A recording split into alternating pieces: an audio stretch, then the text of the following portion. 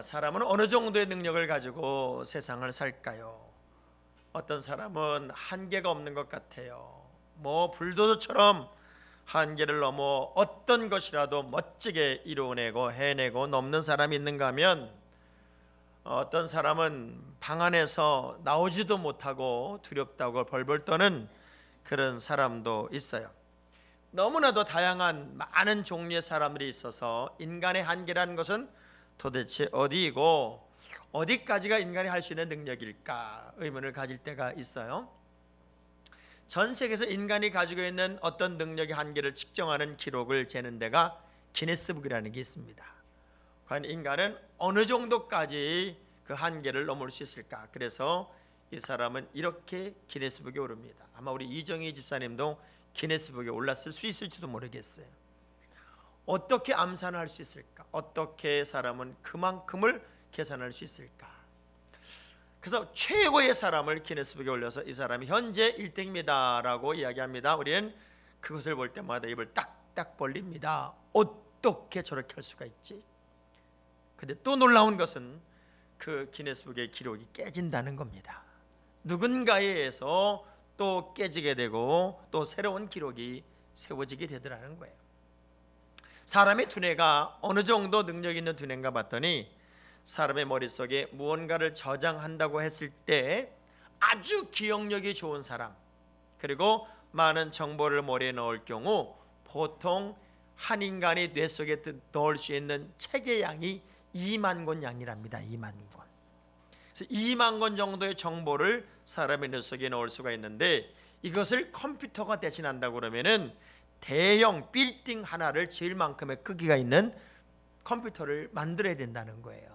그만큼 사람은 어마어마한 능력과 재능과 권능과 힘을 가지고 사는 존재가 우리 사람인 것 같아요.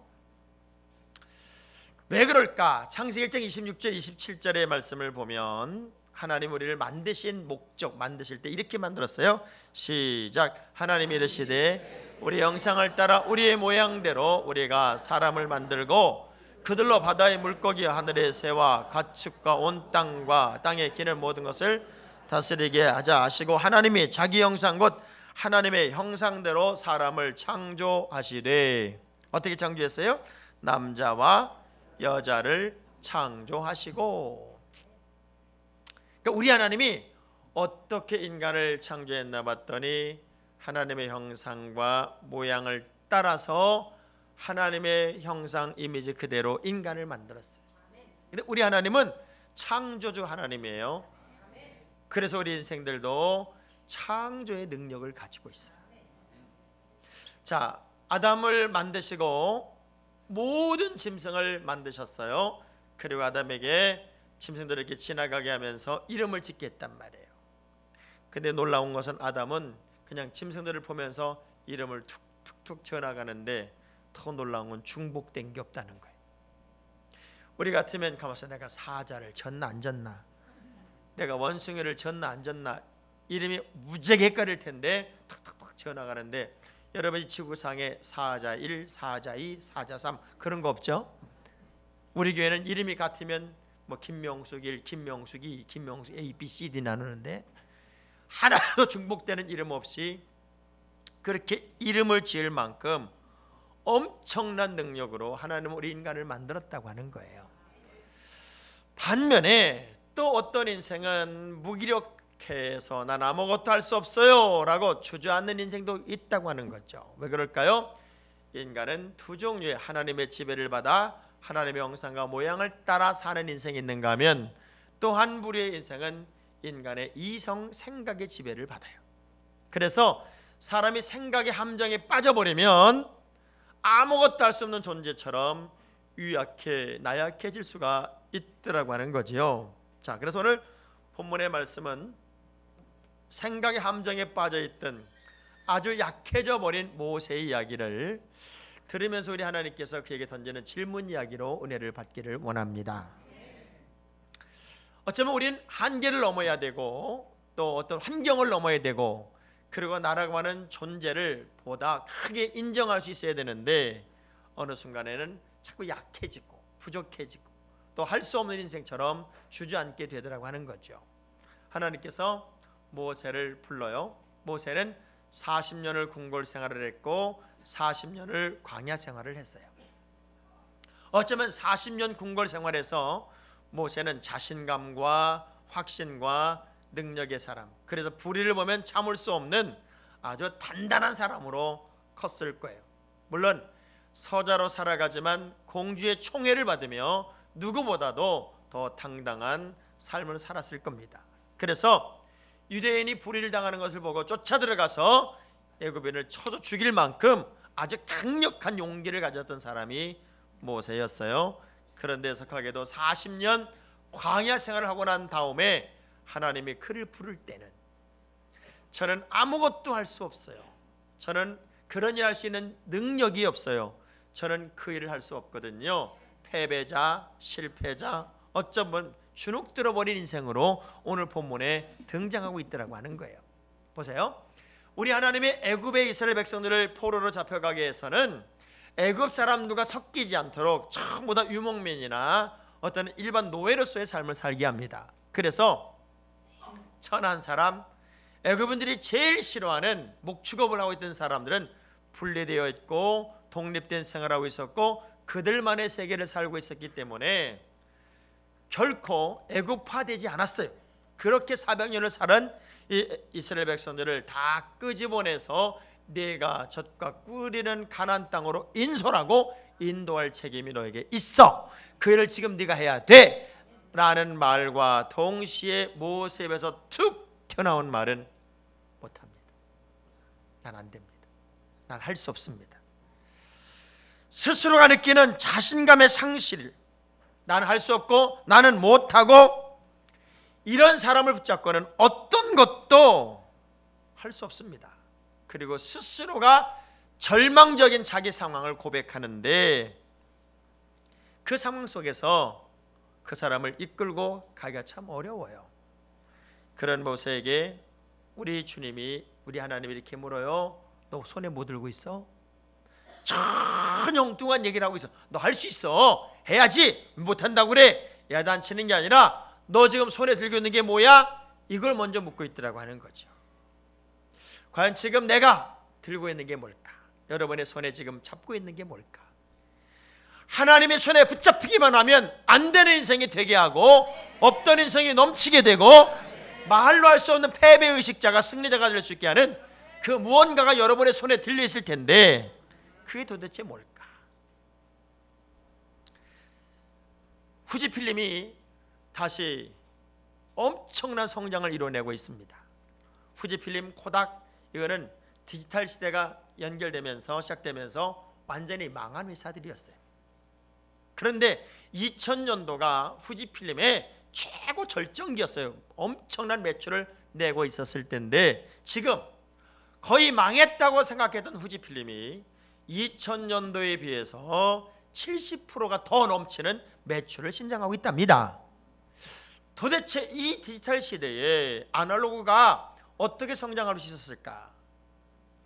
후지필름 고모리 시게타카 회장이라는 사람이 이런 얘기를 했어요. 우리는 어찌 보면 무너진 회사였다. 실패한 회사였다. 더 이상 새로움에 도전할 수 없는 회사였다. 그런데 우리가 성공한 것은 단 하나, 우리가 가지고 있던 모든 후지필름의 경영 노하우를 가지고 화장품과 의약품에 응용을 하기 시작했습니다. 그런데 그렇게 응용을 할 때 가장 중요한 모토가 뭐였냐면 막다른 골목에 몰렸을 때 진짜 승부는 시작이 됩니다 하는 것이 이 회장님의 모토였어요. 막다른 골목에 몰렸을 때 진짜 승부는 시작이 된다. 참 멋있는 말 한번 따라해 볼 필요가 있습니다. 막다른 골목에 몰렸을 때 진정한 승부는 시작이 됩니다. 여러분, 회사가 망했던, 건강이 무너졌던, 여러분의 상황이 아주 제로그라운드가 됐던 간에 그때가 여러분의 인생의 승부를 걸 때예요. 어차피 망하는 거고 어차피 죽는 거라면 내가 이 상황에서 주저앉을 수는 없다. 이때가 내 인생의 승부를 걸 때다. 이때가 내 하나님을 제대로 만날 때고, 이때가 내 이 회사를 바로 세울 때고, 이때가 나를 바로 세울 때다. 여러분이 승부를 그때 걸어보는 거예요. 제가 늘 하는 얘기잖아요. 잔잔한 바다에서는 위대한 선장이 나올 수가 없어요. 풍랑 가운데서만 위대한 선장이 나오는 거라고. 문제를 만나면 어떤 사람은 그 문제만 몰입하게 되고, 지금 나의 모든 능력이나 힘은 아무것도 아니라고 생각하고, 나는 망했고, 나는 틀렸고, 나는 죽었고, 나는 끝장났다라고 말하는 사람들이 얼마나 많이 있을까요? 그러나 놀라운 것은 다윗이 들고 있던 돌과 물매가 골리앗을 이기고, 모세가 들고 있던 지팡이가 홍해를 가르고, 무리바 반석에 샘이 터지게 했다면, 여러분에게는 이 질문의 의미가 새롭게 다가와야 돼요. 내 손에 들고 있는 게 뭐야? 지금 뭘 들고 있어? 이 질문 속에는 너 생각 바꿔라. 안 된다, 못한다, 어렵다, 내가 어떻게 해요? 이 패배의식의 생각을 바꿔라. 지금 너 할 수 있어, 해야 돼. 그렇게 말하지 않고 내 손에 들고 있는 게 뭐야? 한번 돌아봐봐. 네가 지금까지 오면서 못한 게 뭐 있는지, 네가 지금까지 살아오면서 그 지팡이 하나 가지고 지금까지 살아왔는데, 내가 들고 있는 게 지팡이인 거 너 알지? 내가 뭘 들고 있는지 생각해봐. 그렇다면 안 된다고 말하지 마라. 단 한 번도 경험해보지 않은 일을 한다는 것이 얼마나 두렵고 떨리는 일입니까? 분명 두렵고 떨리는 일이에요. 광야에서 아무도 없었어요. 혼자만 있었어요. 양을 치고 있었고, 그리고 왕자였던 사람이 그야말로 목동이 되어 모든 삶이 무너진 거예요. 그런 그에게 최고의 리더의 자리를 제안받았을 때 그가 당당하게 할 수 있다는 것도 사실은 문제였겠지만, 두렵고 떨리고 벌벌 떨고, 그래서 저는 못해요. 이게 모세에 비해서 가장 먼저 나온 대답이었어요. 어쩌면 40년 광야 생활이 그의 용기를 다 뺏어갔는지도 몰라요. 여러분은 다시 주님의 이 질문에 귀 기울일 필요가 있습니다. 마치 가늠하다 현장에 붙잡힌 여인을 사람들이 죽이겠다고 돌을 달려와서 다 살기등등할 때, 우리 예수님이 그들을 향하여 한번 봐줍시다, 살려줍시다, 당신도 실수하지 않아요, 그렇게 말했다면 아마 죽였을 거예요. 그런데 이렇게 주님이 그래요. 너희들 중에 죄 없는 자가 이 여자를 돌로 치세요. 전혀 엉뚱한 이야기를 해요. 전혀 엉뚱한 이야기, 전혀 다른 어떤 발상을 이야기해요. 가슴팍에다 무언가를 심어주고 있다, 그 얘기예요. 지금 우리 하나님이 이 모세가 못해요, 안 해요 이러고 있는 상황에서 너 그럼 죽는다, 너 자꾸 그 말하면 가만 안 둔다, 공갈할 수도 있고, 아니 내가 도와줄게 해봐, 이렇게 말할 수도 있어요. 그런데 이 질문을 던져요. 뭐 들고 있지? 그가 살아온 40년은 지팡이의 세상이었어요. 목동에게 있어서 지팡이는 유일한 거예요. 늘 손에서 뗄 수 없는 거였어요. 지금 여러분이 무언가를 들고 있다면 그것을 믿음이어야 되고, 무언가를 들고 있다면 하나님의 손에 잡히는 것이어야 되고, 무언가를 들고 있다면 내가 의식하지 못하는 것이지만 여러분을 이끌고 갔던 힘이었을 거예요. 그걸 여러분은 다시 보라는 거예요. 그래서 생각을 바꾸자. 누가복음 9장 62절의 말씀을 보면, 믿음의 사람들은 결코 뒤돌아보는 존재가 아니에요. 그건 하나님의 스타일도 아니고 크리스찬의 스타일도 아니기 때문에 그래요. 우리는 전진하는 사람이에요. 시작.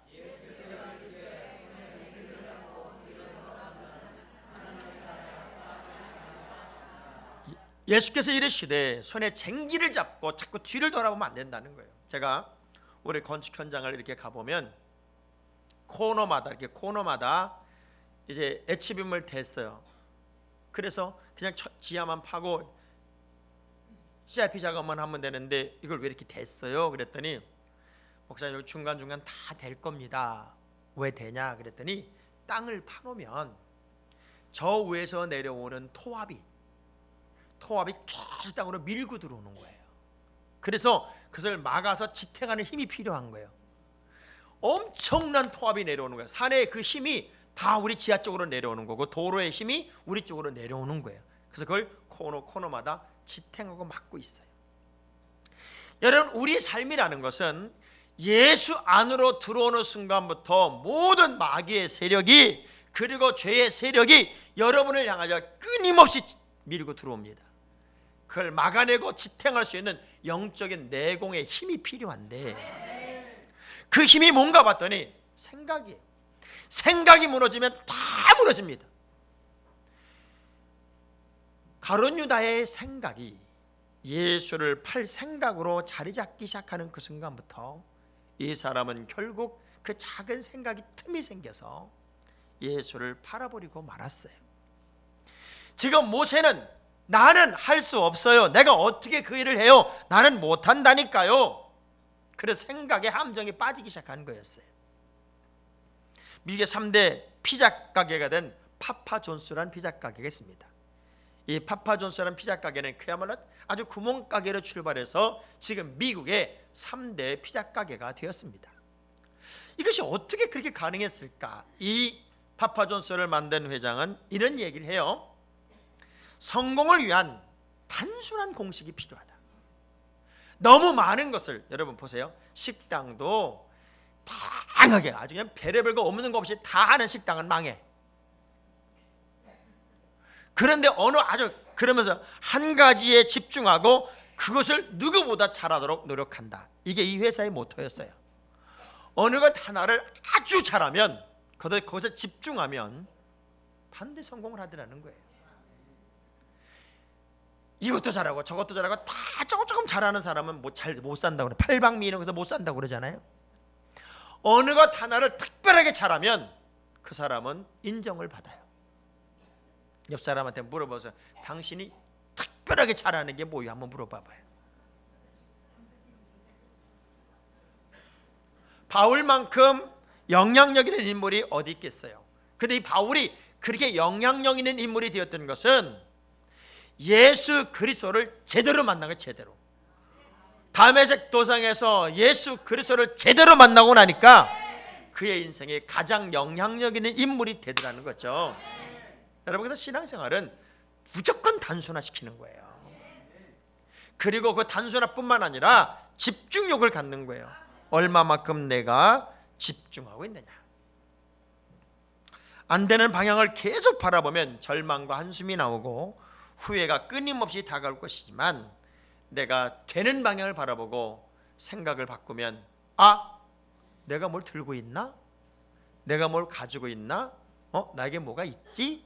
이 생각부터 여러분이 시작이 되면 전혀 다른 생각으로 여러분은 생각의 함정에 빠지지 않게 될 줄로 믿습니다. 자, 또 두 번째 중요한 게 뭔가 봤더니 너 뭐 가지고 있어? 너 못한다고 그랬지? 안 한다고 그랬지? 너 뭐 가지고 지팡이인데요? 봐, 지팡이가 네 길을 다 지시해 줬잖아. 두 번째 따라합시다. 길이 있어. 안 된다 그러지 마라. 너 못한다 그러지 마라. 길이 있다니까. 지팡이 들고 너 지팡이 하나 가지고 지금까지 40년 광야 다녔잖아. 아무 길도 없는데 네 생각에 의해서 지팡이 붙잡고 때로는 해치고 때로는 방어하고 때로는 방향 가르치며 너 지탱하게 하는 힘을 의지해서 너 지팡이 가지고 40년 살았잖아. 그러면 너에게도 길이 있었던 거야. 지팡이는 사람을 지탱하게 하고 방향을 가르치기도 하고 대적을 방어하기도 하고 아주 다양한 힘을 가지고 있는 게 지팡이였습니다. 우리가 생각하는 한계에 머물러 있으면 우리는 아무것도 안 해요. 우리 전옥표 씨가 쓴 책 중에 빅픽처를 그려라 하는 책을 보면 이런 재미있는 이야기가 있어요. 학교에서 아이들에게 그림을 그리는 시간이 있었어요. 근데 한 아이는 도화지를 계속 줄수록 시커멓게만 칠해요. 어디는 다 칠하고 어디는 조금 남겨놓고 그냥 새까맣게만 칠하는 거예요. 그래서 수십 장 계속 줘본 거예요. 계속 시커멓게 칠하는 거예요. 선생님은 걱정을 했어요. 얘가 정서적인 문제가 있나 보다. 그래서 부모님을 불렀어요. 얘가 그림을 그려보니까 문제가 있는 아이 같습니다. 정신병원에 가봐야 되겠습니다. 그래서 이 아이는 그림을 그리는 시간 때문에 계속 선생님이 똑같은 그림을 그리나 수십 장을 줘본 거예요. 근데 똑같이 그렇게 시커멓게 칠하는 모습을 보고 정신병원에 얘를 데려갔어요. 정신병원에 이런저런 상담을 하면서 이 아이는 정신병자가 아니라 엄청난 아임을 발견하게 돼요. 아이가 이렇게 제안합니다. 저는 내가 봤던 가장 큰 고래를 그리고 있었습니다. 깜짝 놀란 선생님과 엄마 아빠는 그 그림 갖다가 퍼즐을 맞추기 시작합니다. 보니까 엄청난 고래가 꼬리치고 있는 그림이었어요. 남들이 볼 수 없는 세계를 이 아이는 보고 있었고, 남들이 하지 않는 그림을 이 아이는 그리고 있었다고요. 그러나 일반적인 사람이 볼 때 이 아이는 정신병자고, 이 아이는 뭔가 정서에 문제가 있고, 그러나 큰 그림을 그리는 사람은 일반적인 사람의 생각과는 다르다고요. 옆 사람 악수하면서 좀 큰 그림 좀 그려봅시다.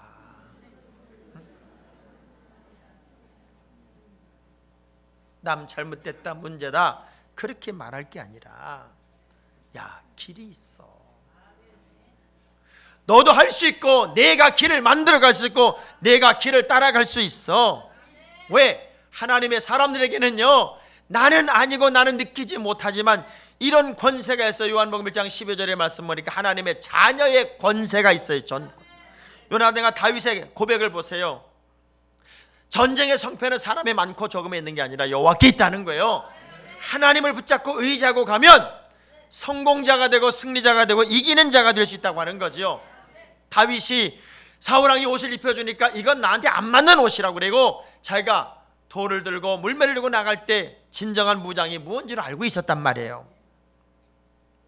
여러분은 지금 기도, 사명, 은사, 열정, 두려움을 넘는 마음, 모든 것들을 이미 가지고 있어요. 그래서 한번 들여다봐야 돼요. 지금까지 내가 이걸 가지고 어떻게 살아왔는지. 사무엘상 17장 34절 35절의 말씀 보면은 이 다윗이 사울왕에게 가서 아주 자신 있게 말하는 장면입니다. 너 안 돼, 너 못해. 여러분, 이때만 해도 다윗은 사울왕의 피리 부는 자에서 천부장이 되었을 때였어요.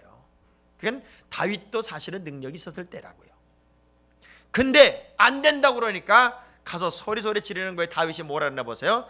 사무엘상 17장 34절 35절 시작.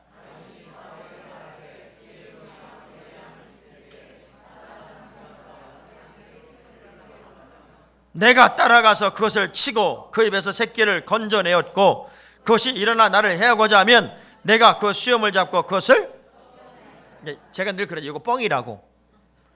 아니, 사자나 곰이 어떻게 수염이 잡히겠냐. 그리고 그걸 쳐주겠대요. 자기가 골리앗도 아닌데. 자, 다윗에게 있는 게 뭘까요? 두려움이 사라졌다고 얘기해요.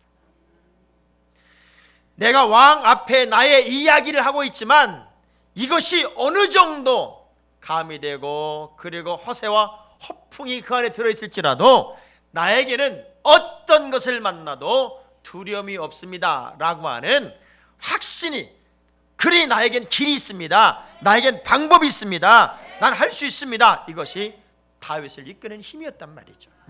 너 네 손에 들고 있는 게 뭐야? 이야기는 너도 할 수 있다, 그 얘기야. 그때 모세가 이렇게 얘기합니다. 나는 지팡이 들고 있는데요. 지팡이가 있어요. 따라합시다. 지금 내가 들고 있는 것으로 무언가를 시작하라. 그래? 네가 지팡이 들고 있다고? 지팡이를 던져봐. 탁 던졌어요. 뱀이 돼요. 그럼 꼬랑지 잡아봐. 지팡이가 돼요. 네가 평생 들고 있던 이 지팡이가 어떤 능력이 하나님에 의해서 만들어지는지 모르지. 네가 던진 지팡이가 뱀이 될 수 있고, 네가 던진 지팡이가 뱀이 된 지팡이를 네가 잡은 지팡이 될 수 있어. 지팡이는 하나님의 능력에 의하여 뱀도 되듯, 그리고 어떤 것이 될 수 있다면 네가 가지고 있는 것은 하나님의 손에 잡히고 하나님의 명령에 의하여 움직일 수만 있다면 네가 생각할 수 없는 어마어마한 것들을 만들어갈 수 있어. 지금 네가 가지고 있는 것으로부터 출발하면 돼, 이 얘기. 80이 먹은 할머니가 교회를 다니는데 그 할머니는 어지간히 삐쳐요. 그냥 잘 삐쳐. 그래서 힘들어.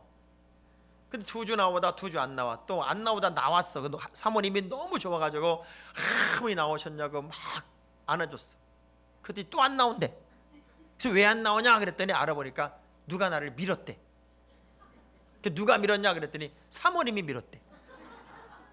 그 사모님은 그 얘기인데 너무 억울한 거야. 자기 밀은 적이 없거든.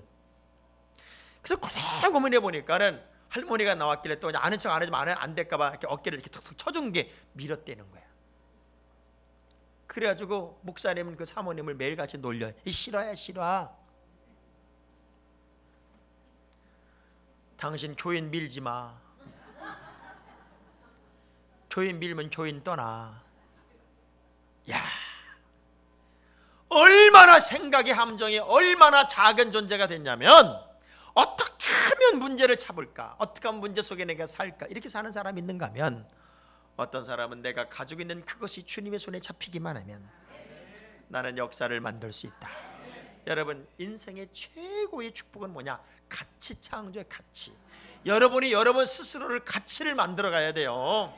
그저 쓸모없는 인생, 아무것도 아닌 인생, 그런 게 아니라 여러분의 가치를 여러분 스스로가 만들어야 된다고요. 여러분, 백화점을 가봐요. 얼마나 좋은 물건들이 많아요. 제가 볼 때 우리 교인들은 백화점을 가긴 가도 주로 어디가 세일하나, 그리고 아마 보통 백화점을 가도 7시 반 넘어서 갈 거야. 어디 식품 매장 가가지고 마지막 문 닫기 전에 덤핑 처리하는 거 사고, 오늘 백화점 가서 되게 싼 거 사왔다고 되게 자랑하는 게 여러분일 거예요. 근데 백화점을 가보면 명품들이 쫙 진열된 데가 있어요. 명품들. 여러분, 명품 진열된 데 가보면 입이 떡떡 벌어져요. 왜? 요만한 가방 하나가 500만 원이에요. 여러분은 그 가방을 이렇게 보면서 속으로 그럴 겁니다. 이 저거 다 가죽 계산해봤자 10만 원도 안 들겠다. 저 10만 원도 안 되는 게 저거 무슨 500만 원이라고 그래? 근데 더 놀라운 건 그걸 산다는 거예요, 사람들이. 제가 어디 갔는데 보그노 매장을 갔더니 침대가 1,700만 원이에요. 모자, 중절 모자 같은 게 50만 원이고, 그 침대가 1,700만 원이길래 뭐가 다른가 제가 막 들춰도 보고 뒤져도 봤어요. 그랬더니 별 차이가 없어요. 그래서 제가 이걸 파는 사람에게 물었어요. 이게 왜 1,700만 원이냐, 뭐 특별한 게 있냐, 근데 이거 사는 사람이 있냐 그랬더니 가끔가다 사는 미친놈이 있어요 그러더라고. 나는 그 매장 직원 때문에 얼마나 속으로 웃었는지 몰라요. 지도 이걸 팔고 있지만 이해를 못하는 거예요. 왜? 침대는 과학입니다.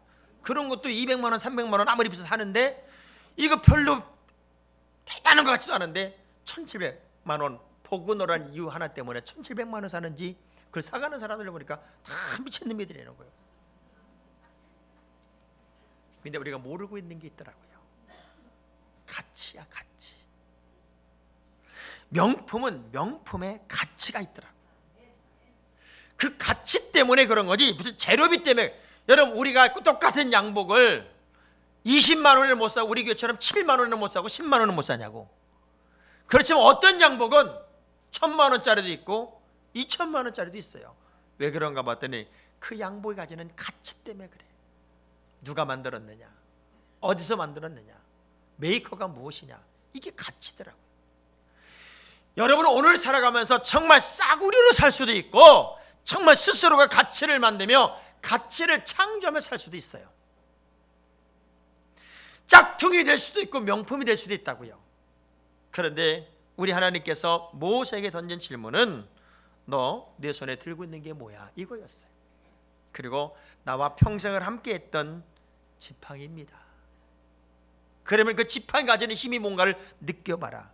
하나님이 내가 가지고 있는 지팡이 가지고도 무엇이나 할 수 있다면, 너를 들어 쓴다면 얼마나 멋지게 너를 들어 쓰겠니? 네 스스로의 가치를 인정하렴. 마태복음 13장 32절의 말씀을 보면 가장 작은 것도 시간이 지나면 가장 큰 것이 될 수 있음을 이렇게 얘기해요. 시작.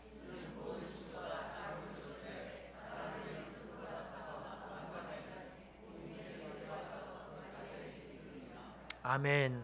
명품을 만드는 사람들은 이런 모토로 명품을 만드는데, 누군가의 마음을 움직일 수 있다면 그 가치는 영원하다. 누군가의 마음을 움직일 수 있다면 그 가치는 영원한 거예요. 그들의 성공의 스토리가 있다라는 글을 쓴 삼성연구소에 나온 책을 보니까 일본 항공은 사실은 적자를 향해 그야말로 파산 지경까지 가게 돼요. 그런데 어느 날 이 일본 항공에 새로운 경영자가 들어오게 되고, 지금 현재 일본 항공은 적자에서 완전 V자 성공 신화를 이루어가고 있습니다. V자, 여러분 V자 내려가다가 팍 올라가고 있다, 그 얘기예요. 근데 어떻게 이게 가능했느냐를 물었을 때 가장 중요한 이야기가 이 이야기였어요. 초심으로 돌아갔습니다. 초심. 모든 직원이 초심으로 돌아갔습니다. 창업할 때 마음으로 돌아갔습니다. 그리고 함께 오늘의 회사를 일구어냈지요. 여러분, GM이 자동차 막 망한다고 그럴 때 GM도 도산한다 그래서 엄청나게 많은 사람을 퇴출했습니다. 이제 GM은 회생이 불가능하다 그런데 지금 GM은 미국 자동차 1등이 다시 됐습니다. 그게 어떻게 되느냐를 물었더니 반드시 지금이 안 된다면, 지금이 어렵다면 다음 단계의 표준이 필요하다. 그래서 다음 단계 표준을 정하고 이 GM이 뛰기 시작했다고 하는 거예요. 자, 오늘 우리에게 있어서 옛날에 너는 광야 속에 40년을 살아왔던 너는 할 수 없지만 내가 들고 있는 지팡이라도 하나님의 손에 잡히면 너는 이스라엘 400만 명을 이끌고 갈 수 있는 위대한 지도자야. 내 손에 들고 있는 것으로 너는 할 수 있어. 어느 날부터인가 우리 속에 엄청나게 많은 에너지가 있고 은사가 있고 능력이 있고 하나님이 주신 것들이 있음에도 불구하고 그것이 뭔지를 모른 채 헐떡거리고 살아가고 주저앉고 있다고 하는 거예요. 그리고 자꾸 감추고 있어요. 아나니아와 삽비라가 하나님 앞에 드리겠다고 약속을 해놓고 감춰버렸습니다. 그때 우리 하나님이 아나니아와 삽비라를 모델로 부부를 죽였어요. 왜? 내 마음속에, 내 가슴속에 거룩한 흥분과 감동을 가지고 하나님에게 내놓는 것은 하나님 것이었어. 그것을 네 스스로가 감추고 내 것이라고 착각했다면 너는 잘못된 삶을 사는 거야.